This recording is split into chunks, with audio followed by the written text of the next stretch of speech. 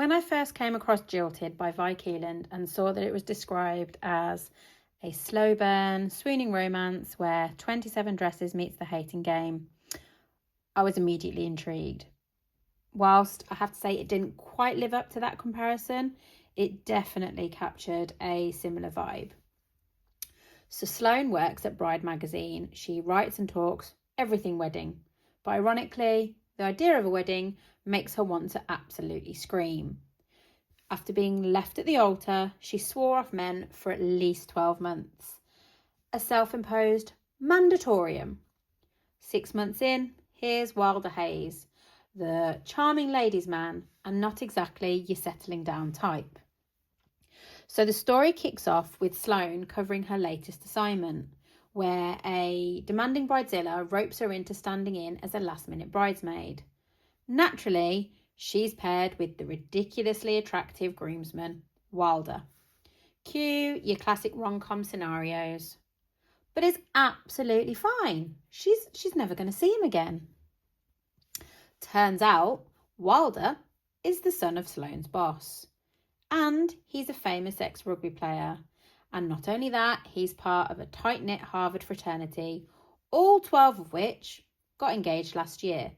So, while Sloane's boss decides this will become her next assignment, a series of weddings, this now means 11 more weddings that Sloane has to cover for the magazine, and Wilder will be at every single one.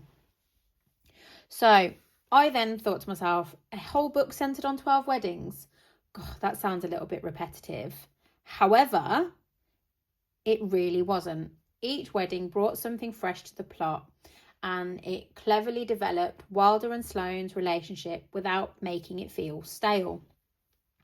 The chemistry between them was spot on. It was playful, it was flirty, and was filled with witty banter. Wilder was your quintessential cinnamon roll hero. He was charming, he was kind, and unexpectedly vulnerable. His backstory unfolded through flashbacks, giving depth to his character, and the dual point of view worked really well. Though I do wish we got a bit more insight into Sloane's past. We did catch glimpses, but nothing as detailed or emotional as Wilder's. However, Sloane's healing journey, where she was learning to trust again after her trauma, did come across really authentically and completely relatable. Wilder's pursuit of her was persistent, but it was also respectful. He helped her slowly rebuild her belief in love and marriage. And it definitely makes you root for them both and keeps the pages turning just so you can see how their story unfolds. Keeland does touch on the complexities of modern relationships, on trust, on second chances, with a really light and swoony hand. This book, it was sweet, it was funny, and it was heartfelt.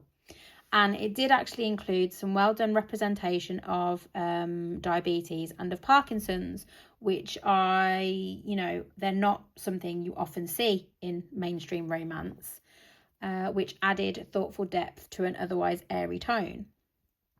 This was a cute, met by chance, opposites attract, forced proximity romance.